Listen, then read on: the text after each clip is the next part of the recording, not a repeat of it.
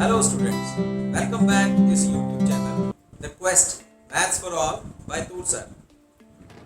Last lecture ਦੇ ਵਿੱਚ we have already discussed about the whole 1.1 exercise of relations and function chapter 12th class. This is chapter number 1. So now we are going to start with our 1.2 exercise, functions. Okay.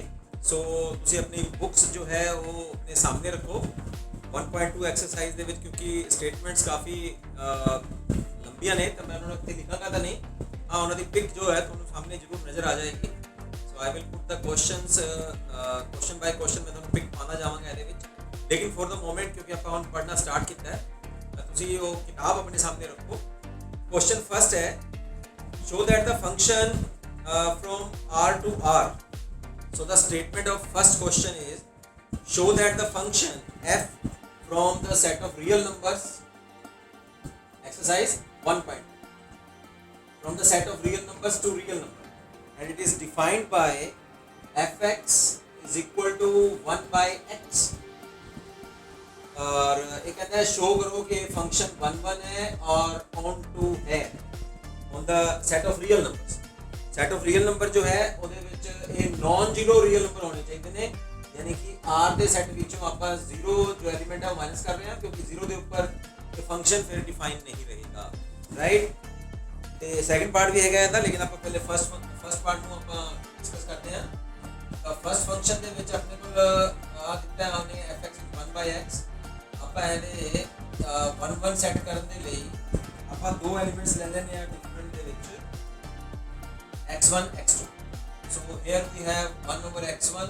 1 over x2 implies x1 is equal to x2 so if functional value is equal then the domain value is also equal this means that जब आप domain ਦੇ points ਲੈ ਰਹੇ ਹਾਂ अगर वो equal values ਲੈ ਰਹੇ ਹਾਂ ਤਾਂ co-domain ਦੇ ਜਿਹੜੇ answer ਆਣਗੇ जो values ਆਣਗੀਆਂ ਉਹ ਵੀ ਆਪਸ ਵਿੱਚ equal ਨੇ that means this function fx is 1 1 right ਹੁਣ ਆਪਾਂ ਕਰਦੇ ਹਾਂ on to ਫੰਕਸ਼ਨ ਨੂੰ ਡਿਫਾਈਨ ਕਰਨ ਦੇ ਲਈ ਤੁਹਾਨੂੰ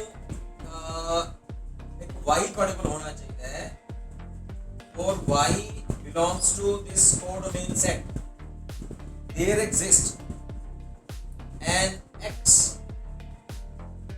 belongs to this domain set such that x is equal to 1 over y ਜੇ 1 over y ਕਰਾਂਗੇ ਉਹ ਵੀ ਤਾਂ ਸੈਟ ਆਫ ਰੀਅਲ ਨੰਬਰਸ ਨਾਲ ਹੀ ਤਾਂ ਐਗਜ਼ਿਸਟ ਕਰੇਗਾ ਉਹ ਹੈਨਾ ਤਾਂ ਫਿਰ fx ਕੀ ਆ ਜਾਏਗਾ fx ਦੀ ਵੈਲਿਊ ਭਰਦੇ ਆ x ਦੀ ਵੈਲਿਊ 1 over y ਔਰ ਫੰਕਸ਼ਨ ਦੇ ਵਿੱਚ ਭਰਾਂਗੇ ਤਾਂ ਆ ਜਾਏਗਾ 1 over y that means y ਤਾਂ fx ਦੀ ਵੈਲਿਊ y ਆ ਗਈ ਇਹਦੇ ਵਿੱਚ ਕੀ ਸੀਗਾ y the value 1 over x C that means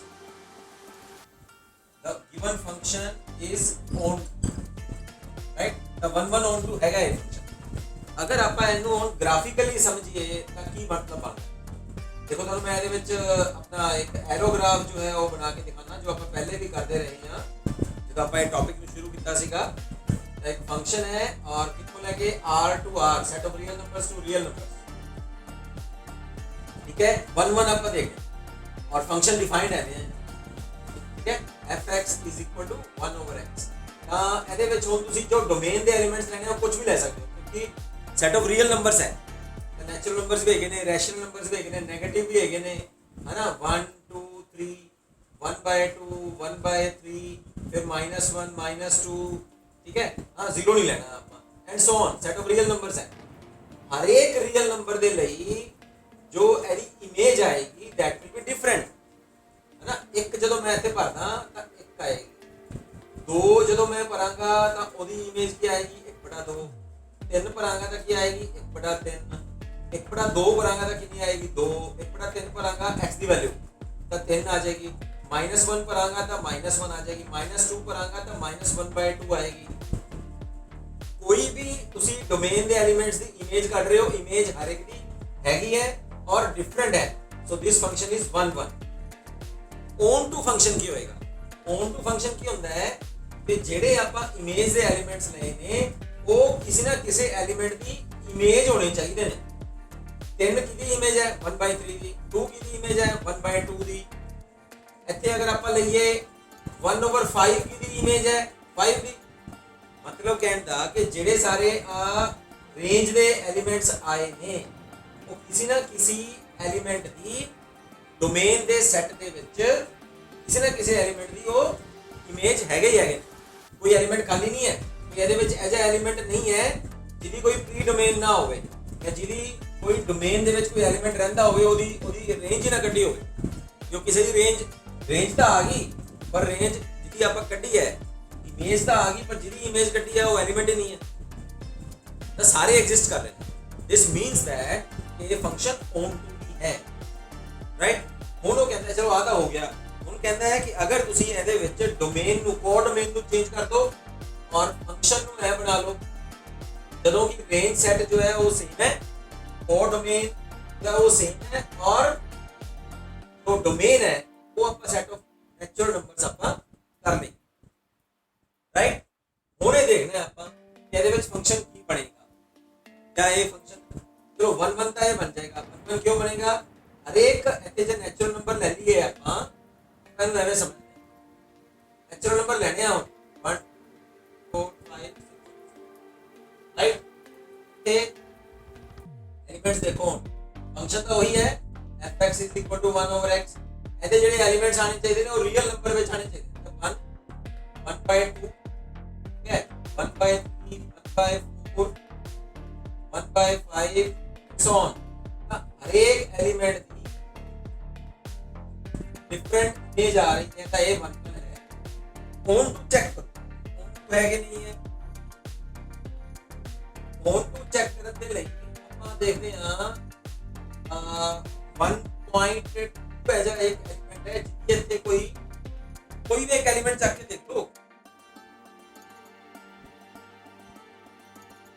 अगर मैं एक एग्जांपल बनना मैं तुम्हें कह रहा सीगा जैसे 1.2 है या 1.3 है 2.5 है, ये सारे रियल नंबर्स तो है बट वो किसी ना किसी इमेजेस में ना एस इमेज को रिलेटेड कोई डोमेन सेट ਦੇ ਵਿੱਚ एलिमेंट देखो कोई है और एक एलिमेंट चूज कर और 1.2 belongs to set of real numbers, there does not exist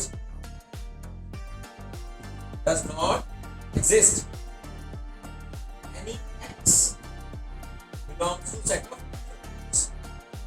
इस करके on s particular element के लिए जरा किसी तरह इमेज होनी चाहिए ना, s तो रिलेटेड या 1.2 तो रिलेटेड 1.5 तो रिलेटेड s तो रिलेटेड कोई ਇਹਦੇ ਵਿੱਚ ਆਪਣੇ ਕੋਲ ਡੋਮੇਨ ਦਾ ਕੋਈ ਐਲੀਮੈਂਟ ਨਹੀਂ ਹੈ, x ਨਹੀਂ ਐਗਜ਼ਿਸਟ करता।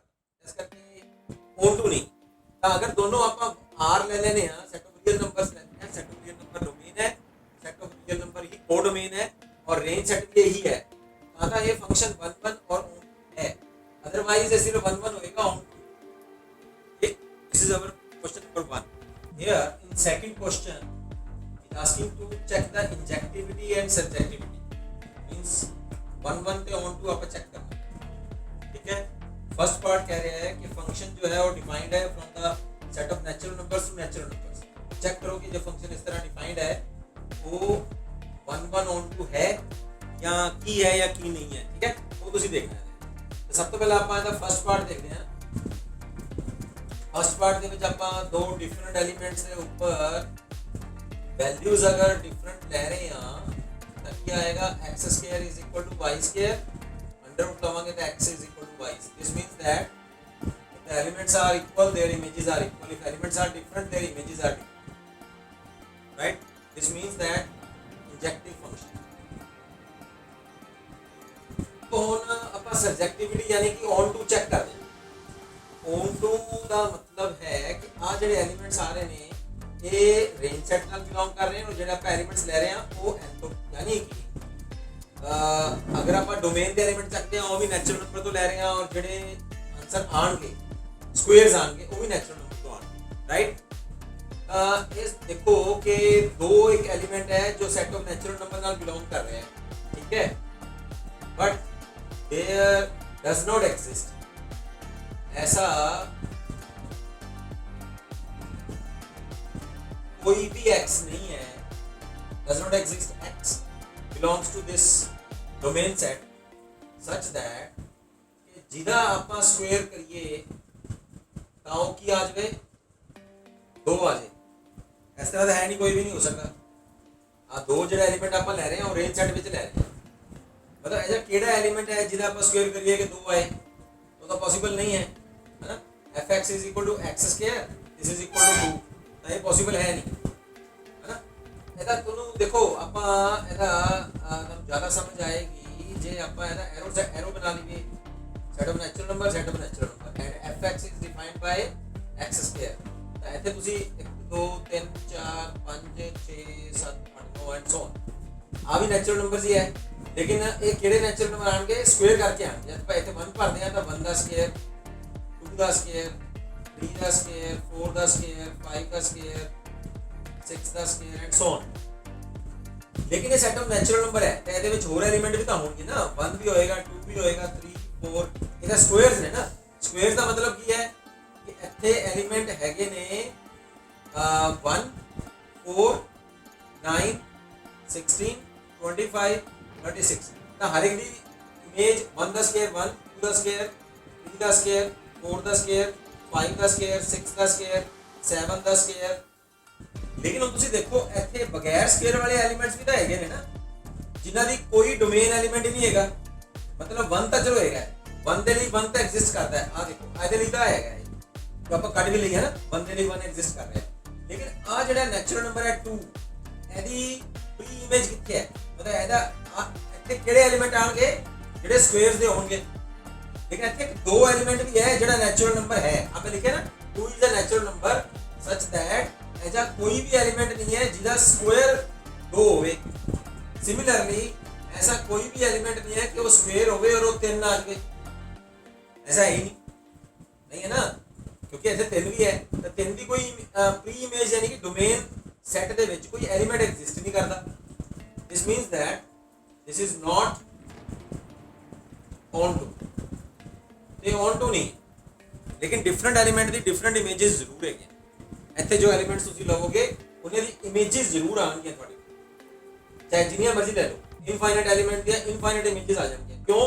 यदि 10 दी लोगे तो स्क्वायर 100 आ जाएगा, 200 का लोगे तो स्क्वायर कितना आ जाएगा 4 के आगे 4 जीरो आ जाएंगे। बोलो समझ आया कि नहीं?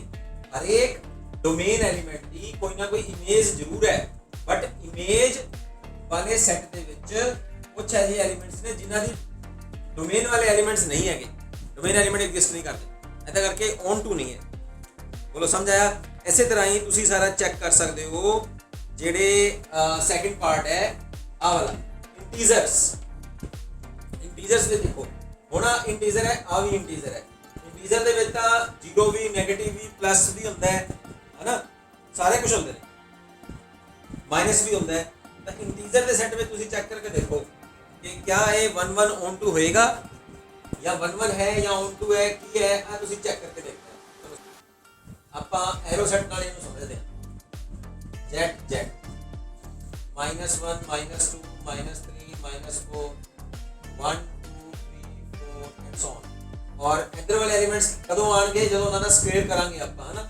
0 ਦਾ ਸਕੁਏਅਰ 0, -1 ਦਾ 1, ਠੀਕ ਹੈ, -2 ਦਾ 4 9 16। ਆ ਹਰ ਇੱਕ ਐਲੀਮੈਂਟ ਦੀ ਅੰਦਰ ਡਿਫਰੈਂਟ ਇਮੇਜ ਹੈ। ਦੇਖੋ ਹੁਣ 1 ਦੀ 1 ਆ ਗਈ, 2 डिफरेंट एलिमेंट्स की इमेज सेम आ गई। 2 एलिमेंट डिफरेंट ने, 2 दी कितनी आई है, वो भी 4 आ गई, 3 दी 9 आ गई, 4 दी 16 आ गई। डिफरेंट एलिमेंट्स की इमेजेस सेम आ रही है। दिस मींस दैट नॉट 1 1 ता इंजेक्टिव नहीं है। हुण इहदी सब्जेक्टिविटी यानी कि ऑन टू चेक करते हैं। ऑन टू चेक करने के लिए देखो एस, क्योंकि ये सेट की है, सेट जेड है, ਇੱਥੇ ਹੁਣ ਸਾਰੇ ਐਲੀਮੈਂਟਸ ਦੀ ਡਿਫਰੈਂਟ ਐਲੀਮੈਂਟ ਦੀ ਡਿਫਰੈਂਟ ਇਮੇजेस ਨਹੀਂ ਹੈ, ਤਾਂ 1 1 ਤਾਂ ਨਹੀਂ ਹੈਗਾ। ਹੁਣ ਔਨ ਟੂ ਚੈੱਕ ਕਰਦੇ ਆ। ਔਨ ਟੂ ਚੈੱਕ ਕਰਨ ਦੇ ਲਈ ਤੁਸੀਂ ਦੇਖੋ ਕਿ ਐਜਾ ਕੋਈ ਐਲੀਮੈਂਟ ਐਗਜ਼ਿਸਟ ਕਰਦਾ ਹੈ ਜਿਹਦਾ, ਹੁਣ ਦੇਖੋ ਜਿਹਦਾ ਸਕੁਏਅਰ ਕਰੀਏ ਤਾਂ ਸਕੁਏਅਰ ਕਰਕੇ ਜਿਹੜਾ ਇਸ ਰੇਂਜ ਸੈੱਟ ਦੇ ਵਿੱਚ ਐਲੀਮੈਂਟ ਆਵੇ ਉਹਦੀ ਕੋਈ ਇਮੇਜ ਸੈੱਟ ਦੇ ਵਿੱਚ ਐਲੀਮੈਂਟ ਐਗਜ਼ਿਸਟ ਕਰਦਾ ਹੈ। ਦੇਖੋ ਇਹਨਾਂ ਦੇ ਸਕੁਏਅਰ ਕਰਕੇ ਤਾਂ ਆ ਐਲੀਮੈਂਟਸ ਤਾਂ ਆ ਗਏ, ਲੇਕਿਨ ਜਦੋਂ ਆਪਾਂ ਇਹਦੇ ਹੋਰ ਐਲੀਮੈਂਟਸ ਲੈਣੇ ਆ, ਇਹਦੇ ਵਿੱਚ ਹੋਰ ਐਲੀਮੈਂਟਸ ਵੀ ਤਾਂ ਹੈਗੇ ਨੇ ਨਾ, -1 -2 -3 -4 and so on, 0 1 2 3 4 5 and so on, ਇਹਦੇ ਵਿੱਚ ਤਾਂ ਹੈਗੇ ਨੇ ਨਾ। ਤਾਂ ਆ ਦੇਖੋ ਆ ਐਲੀਮੈਂਟਸ ਆਉਂਦੇ ਕਦੋਂ ਨੇ, ਜਦੋਂ ਆਪਾਂ ਉਹਨਾਂ ਦਾ ਸਕੁਏਅਰ ਕਰਦੇ ਆ, है ना। तो क्या ऐसा कोई एलिमेंट है -3 belongs to set of z but fx is equal to x square is not equal to -3 is not equal to -4 is not equal to -5, समझ आ रहा है ना।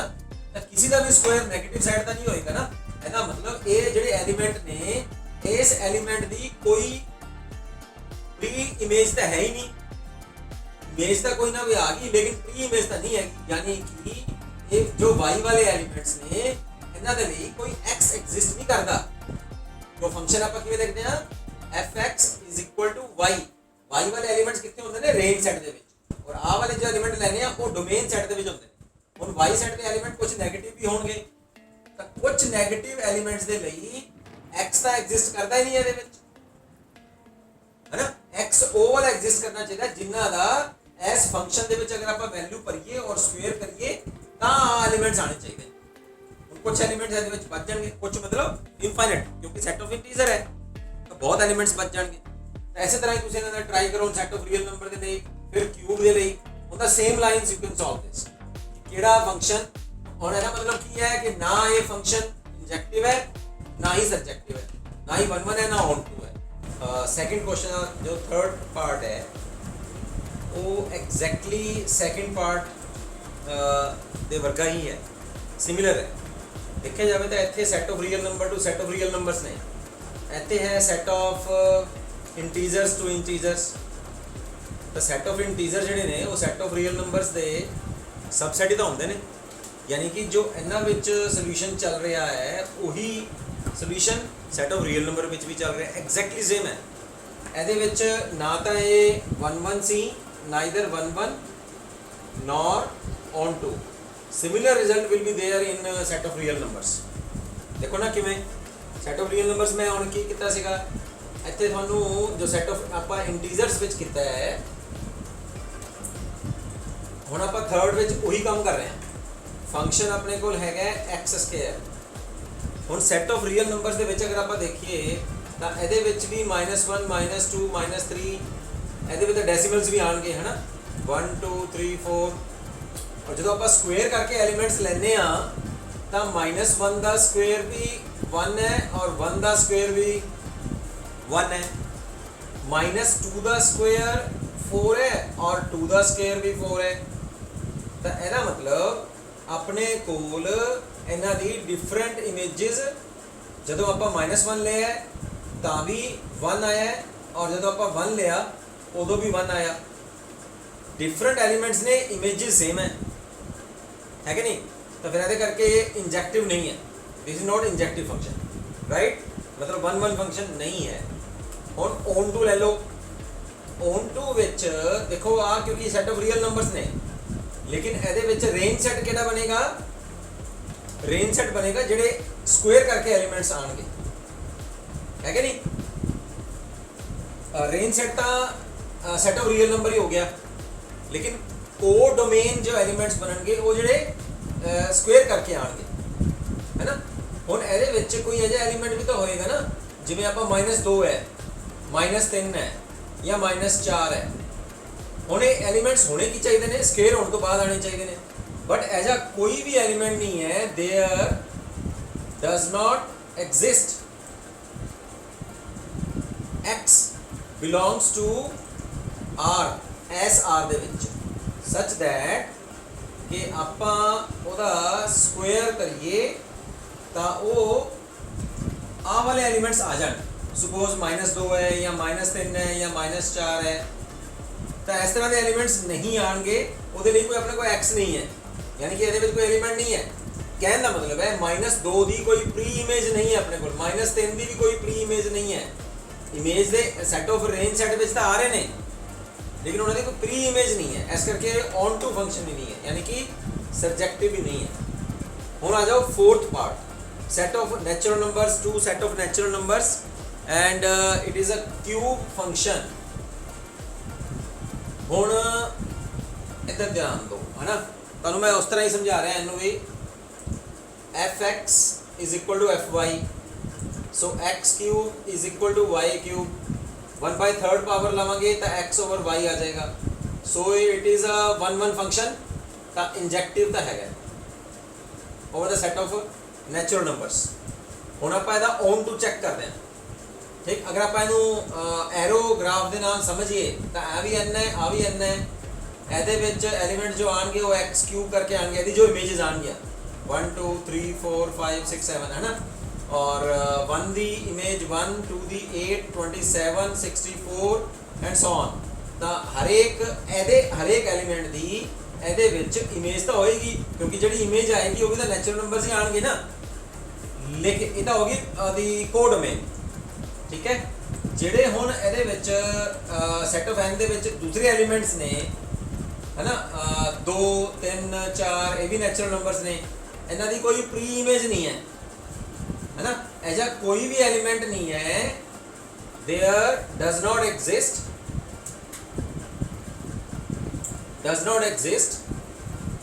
x belongs to this such that fx is equal to x cube।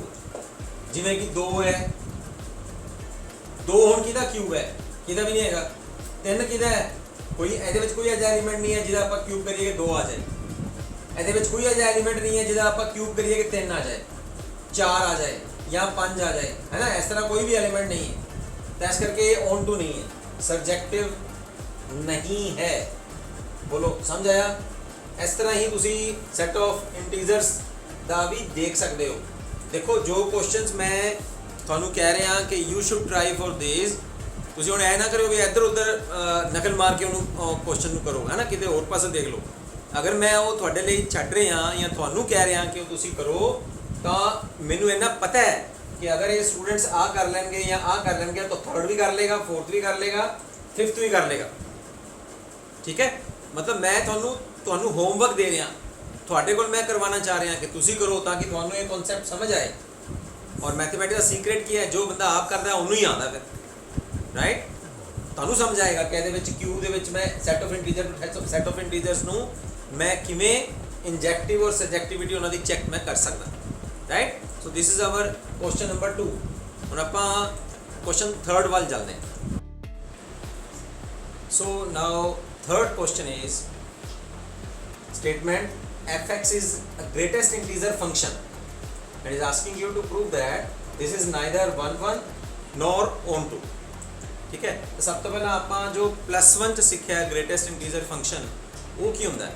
Greatest integer function देखो, तो मैं इत्थे वैसे तो तुहानू +1 का वो पढ़ लेना चाहिए फंक्शनस की टाइप्स किहड़ियां ने, पर क्योंकि आपां हुण इत्थे कर रहे हैं और तुसीं +2 क्लास का काम कर रहे हैं, थोड़ा जिहा मैं तुहानू इहदा रिवाइज करवा दिंदा। ग्रेटेस्ट इंटीजर फंक्शन जिहड़ा हुंदा वो ग्रेटेस्ट इंटीग्रल वैल्यू नू अज्यूम करता है, ग्रेटेस्ट इंटीजर वैल्यू लैंदा है and it should be lace than और इक्वल टू x, ठीक। जिवें आपां एग्जांपल लैके देखते हैं इहदे विच, मान लो तुहाडे कोल ग्रेटेस्ट इंटीजर वैल्यू इहदी होएगी -1 is less than x is less than 0, equal sign किधर है, माइनस दे नाल, और 0 दे विच है, -1 और 0 दे विच लैनी है, तो ग्रेटेस्ट इंटीग्रल वैल्यू इन्हां विच किहड़ी होएगी, 0 लै नहीं रहे आपां, 0 तो घट लै रहे हैं और -1 इंक्लूडिड है, तो इत्थे वैल्यू होएगी -1, ठीक है। 0 इज लैस दैन और equal to x is less than 1। हुण ग्रेटेस्ट इंटीग्रल वैल्यू किहड़ी होएगी, 0 और 1 दे विच 0 इत्थे इक्वल साइन है और x लैस दैन 1 का मतलब है कि x 1 नहीं है, 1 तो घट होएगा, तो फिर इंटीग्रल वैल्यू जो होएगी वो 0 होएगी greatest integral value. 1 is less than और equal to x is less than 2। Now the greatest integral value is 1, क्योंकि एक विच इंक्लूडेड है और 2 इंक्लूडेड नहीं है। 2 is less than or equal to x is less than 3. Now greatest integral value is this, and so on. ਤਾਂ greatest integral value ਕਿਹੜੀ ਹੁੰਦੀ ਹੈ ਜੋ ਇਹਦੇ ਵਿੱਚ ਗ੍ਰੇਟੈਸਟ ਇੰਟੀਜਰ ਹੋਵੇ ਔਰ ਇਕੁਅਲ ਟੂ x ਹੋਵੇ, ਰਾਈਟ। ਹੁਣ ਆਪਾਂ ਦੇਖਦੇ ਹਾਂ ਕਿ 1 1 ਔਰ ਔਨ ਟੂ ਹੈ, ਤਾਂ 1 1 ਔਰ ਔਨ ਟੂ ਹੋਣ ਦੇ ਲਈ ਆਪਾਂ ਦੋ ਐਗਜ਼ਾਮਪਲ ਲੈਂਦੇ ਹਾਂ। ਸਪੋਜ਼ ਕਰਦੇ ਹਾਂ ਕਿ ਇੱਥੇ 1.2 ਲੈ ਲਿਆ ਆਪਾਂ ਸਪੋਜ਼, ਠੀਕ ਹੈ, ਆ 1.2 ਔਰ ਇਹਦੇ ਵਿੱਚ ਹੁਣ ਗ੍ਰੇਟੈਸਟ ਇੰਟੀਗਰਲ ਵੈਲਿਊ ਕਿਹੜੀ ਆਏਗੀ ਇਹਦੇ ਵਿੱਚ? ਦੋ ਡਿਫਰੈਂਟ ਪੁਆਇੰਟਸ ਤੇ ਆਪਾਂ ਗ੍ਰੇਟੈਸਟ ਇੰਟੀਗਰਲ ਵੈਲਿਊ ਕੱਢਦੇ ਹਾਂ, ਠੀਕ ਹੈ। 1.2 ਦੇ ਉੱਪਰ ਗ੍ਰੇਟੈਸਟ ਇੰਟੀਜਰ ਕਿਹੜੀ ਵੈਲਿਊ ਹੈ? 1 ਹੀ ਹੈ, ਕਿਉਂਕਿ 0.2 ਤਾਂ ਆਪਾਂ ਲੈਣਾ ਨਹੀਂ, ਠੀਕ ਹੈ ਨਾ, ਇੰਟੀਗਰਲ ਵੈਲਿਊ ਲੈਣੀ ਹੈ। 1.9 ਦੇ ਵਿੱਚ ਇੰਟੀਗਰਲ ਵੈਲਿਊ ਕਿਹੜੀ ਹੈ? ਜੇ ਦੇਖਿਆ ਜਾਵੇ ਤਾਂ ਉਹਦੇ ਵਿੱਚ ਵੀ ਇੰਟੀਗਰਲ ਵੈਲਿਊ 1 ਹੀ ਹੈ, ਠੀਕ ਹੈ। ਤਾਂ ਦੋ ਡਿਫਰੈਂਟ ਪੁਆਇੰਟਸ ਦੇ ਉੱਪਰ 1.2 is not equal to 1.9 but यानी कि x1 is not equal to x2 ਜਿਹੜੇ ਆਪਾਂ ਡੋਮੇਨ ਦੇ ਪੁਆਇੰਟ ਲੈ ਰਹੇ ਹਾਂ ਉਹ ਤਾਂ ਆਪਸ ਵਿੱਚ ਬਰਾਬਰ ਨਹੀਂ ਹੈ, ਬਟ ਜੋ ਦੋ ਕੋ ਡੋਮੇਨ ਦੇ ਆ ਰਹੇ ਨੇ points f1 1.2 is equal to 1 is equal to 1.9 ਇਹ ਦੋਨੋਂ ਆਪਸ ਵਿੱਚ ਬਰਾਬਰ ਆ ਗਏ, ਬਟ ਆ ਬਰਾਬਰ ਨਹੀਂ ਹੈ। ਤਾਂ ਇਹਦਾ ਮਤਲਬ ਦੋ ਡਿਫਰੈਂਟ ਪੁਆਇੰਟ ਅਗਰ ਹੈਗੇ ਨੇ ਤਾਂ ਉਹਨਾਂ ਦੀ ਜਿਹੜੀ ਇਮੇਜ ਆਣੀ ਚਾਹੀਦੀ ਸੀਗੀ ਉਹ ਵੀ ਡਿਫਰੈਂਟ ਆਣੀ ਚਾਹੀਦੀ ਸੀ, ਹੈ ਨਾ, ਉੱਥੇ ਸੇਮ ਆਈ ਹੈ। ਸੋ ਦਿਸ ਇਜ਼ ਨਾਟ 1 1 ਨਹੀਂ ਹੈ। ਹੁਣ ਔਨ ਟੂ ਚੈੱਕ ਕਰਨਾ ਹੈ ਕਿ ਔਨ ਟੂ ਹੈ ਕਿ ਨਹੀਂ ਹੈ। ਔਨ ਟੂ ਦੇ ਵਿੱਚ ਕੀ ਮਤਲਬ ਹੁੰਦਾ ਹੈ ਕਿ ਜਿਹੜੀ ਆਪਾਂ ਕੋ ਡੋਮੇਨ ਦੇ ਐਲੀਮੈਂਟਸ ਕੱਢਦੇ ਹਾਂ, ਠੀਕ ਹੈ, ਉਹਦੇ ਕੋਰਸਪੋਂਡਿੰਗਲੀ ਡੋਮੇਨ ਦੇ ਐਲੀਮੈਂਟ ਕੋਈ ਨਾ ਕੋਈ ਹੋਣਾ ਚਾਹੀਦਾ ਜਿਹਦੀ ਉਹ ਰੇਂਜ, ਜਿਹਦੀ ਉਹ ਇਮੇਜ ਹੋਵੇ। ਯਾਨੀ ਕਿ ਜੋ ਆਪਾਂ ਇਮੇਜ ਕੱਢੀ ਹੈ ਉਹ ਕਿਸੇ ਨਾ ਕਿਸੇ ਬੰਦੇ ਦੀ, ਕਿਸੇ ਨਾ ਕਿਸੇ ਪਰਸਨ ਦੀ ਇਮੇਜ ਹੋਣੀ ਚਾਹੀਦੀ ਹੈ ਨਾ, ਤੇ ਉਹ ਪਰਸਨ ਮੌਜੂਦ ਹੋਣਾ ਚਾਹੀਦਾ। ਇਮੇਜ ਤਾਂ ਆ ਜਾਵੇ, ਪਰਸਨ ਹੋਵੇ ਹੀ ਨਾ, ਹੈ ਨਾ, ਤਾਂ ਫਿਰ ਉਹ ਦੈਟ ਮੀਨਸ ਔਨ ਟੂ ਨਹੀਂ ਹੈਗਾ। ਫਿਰ ਉਹ ਹੁਣ ਆਪਾਂ ਔਨ ਟੂ ਸਮਝਣ ਦੇ ਲਈ ਆਪਾਂ ਮੰਨ ਕੇ ਚੱਲਦੇ ਹਾਂ ਕੋਈ ਇੱਕ ਡੈਸੀਮਲ ਪੁਆਇੰਟ ਲੈਂਦੇ ਹਾਂ, ਕਿਉਂਕਿ function set of real numbers ਤੋਂ, ਸੈਟ ਆਫ ਰੀਅਲ ਨੰਬਰਸ ਵਿੱਚ ਹੈ ਨਾ, ਯਾਨੀ ਕਿ ਡੋਮੇਨ ਜਿਹੜੇ ਹੈਗਾ ਉਹ ਵੀ ਉਹਦੀ ਸੈਟ ਆਫ ਰੀਅਲ ਨੰਬਰਸ ਹੈ ਔਰ ਜਿਹੜੀ ਕੋ ਡੋਮੇਨ ਔਰ ਰੇਂਜ ਸੈਟ ਆਏਗਾ ਉਹ ਵੀ ਸੈਟ ਆਫ ਰੀਅਲ ਨੰਬਰਸ ਹੀ ਹੈ, ਰਾਈਟ। ਤਾਂ ਹੁਣ ਆਪਾਂ ਇੱਕ ਪੁਆਇੰਟ ਮੰਨ ਕੇ ਚੱਲਦੇ ਹਾਂ, point 7 that belongs to R, ਇਹਦੇ ਨਾਲ ਬਿਲੋਂਗ ਕਰਦਾ ਹੈ।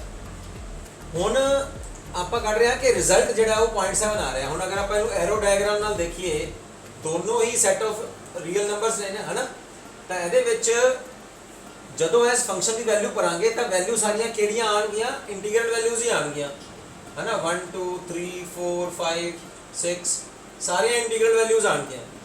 ਨੈਗੇਟਿਵ ਵੀ ਹੋ ਸਕਦੀਆਂ ਨੇ, -1, ਠੀਕ ਹੈ, -2 ਹੋਰ ਥੋੜਾ ਵੱਡਾ ਲੈ ਲੈਨੇ ਆ, -3, ਲੇਕਿਨ ਆਣਗੀਆਂ ਸਾਰੀਆਂ ਇੰਟੀਗਰਲ ਵੈਲਿਊਜ਼। ਬਟ ਹੁਣ ਕਿਉਂਕਿ ਇਹ ਸੈਟ ਆਫ ਰੀਅਲ ਨੰਬਰਸ ਹੈ ਤਾਂ ਇਹਦੇ ਵਿੱਚ ਡੈਸੀਮਲ ਵੈਲਿਊਜ਼ ਵੀ ਐਗਜ਼ਿਸਟ ਤਾਂ ਕਰਦੀਆਂ ਹੀ ਨੇ ਕਿਉਂਕਿ ਸੈਟ ਆਫ ਰੀਅਲ ਨੰਬਰ ਹੈ, ਠੀਕ ਹੈ ਨਾ।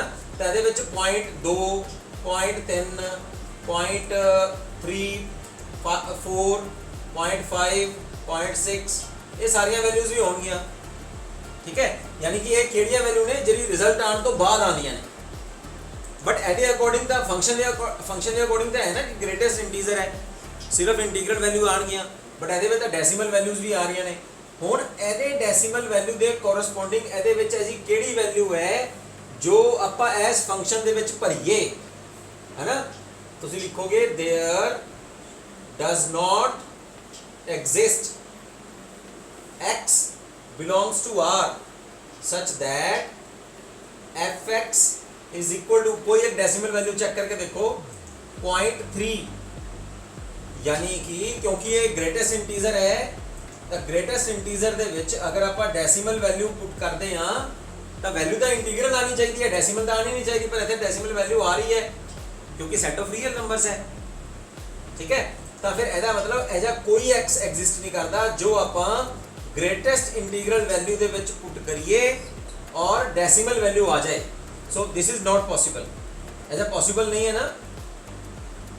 क्यों? क्योंकि इंटीग्रल वैल्यू लेनी है ਆਪਾਂ होल वैल्यू लेनी है, डेसिमल वैल्यू तो लेनी है नहीं। तो ਇਹਦਾ मतलब अगर ਇਹਦੇ ਵਿੱਚ ਆ इंटीग्रल वैल्यूज ਦੇ अलावा डेसिमल वैल्यूज भी एग्जिस्ट ਕਰਦੀਆਂ ਨੇ ਤਾਂ ਇਹ डेसिमल वैल्यूज ਇੱਥੇ x ਦੇ ਅਕੋਰਡਿੰਗ नहीं है, यानी कि डोमेन ਦੇ ਕਿਸੇ ਵੀ ਐਲੀਮੈਂਟ ਦੇ ਅਕੋਰਡਿੰਗ नहीं है कि ਆਪਾਂ ਉਹ ਫੰਕਸ਼ਨ ਦੇ ਵਿੱਚ x ਭਰ ਲਈਏ, ਇਹਦੇ ਵਿੱਚੋਂ ਭਰੀਏ ਕਿ डेसिमल वैल्यूज आ जान। क्यों? क्योंकि फंक्शन ग्रेटेस्ट इंटीजर है। ਇਹਦਾ ਮਤਲਬ ਨਾ ਤਾਂ ਇਹ 1 1 ਹੈ ਤੇ ਨਾ ਹੀ ਇਹ ਔਨ ਟੂ ਹੈ। ਤੁਸੀਂ ਇਹਨੂੰ ਐਵੇਂ ਕਰਕੇ ਆ ਮੈਂ ਤੁਹਾਨੂੰ ਜਿਹੜਾ ਫਿਗਰ ਡਾਇਗਰਾਮ ਦਿਖਾਇਆ ਹੈ ਇਹ ਤੁਹਾਨੂੰ ਮੈਂ ਤੁਹਾਡੇ ਵਾਸਤੇ ਦੱਸਿਆ ਹੈ। ਤੁਸੀਂ ਇਹਨੂੰ ਡਾਇਰੈਕਟ ਆधा ਹੋ ਗਿਆ 1 1 ਔਰ ਇੱਥੇ ਸਿਰਫ ਆ ਲਾਈਨ ਲਿਖ ਸਕਦੇ ਹੋ ਕਿ ਐਸੇ ਕੋਈ x ਐਗਜ਼ਿਸਟ ਨਹੀਂ ਕਰਦਾ ਜੋ ਆਪਾਂ ਫੰਕਸ਼ਨ ਦੇ ਵਿੱਚ ਭਰੀਏ ਔਰ ਉਹ ਇੰਟੀਗਰਲ ਵੈਲਿਊ ਦੇ ਫੰਕਸ਼ਨ ਨੂੰ ਸੈਟੀਸਫਾਈ ਕਰਦਾ ਹੋਇਆ ਡੈਸੀਮਲ ਵੈਲਿਊ ਦੇ ਦੇਵੇ। ठीक है, क्योंकि ग्रेटेस्ट इंटीग्रल वैल्यू हमेशा इंटीजर दिंदा है।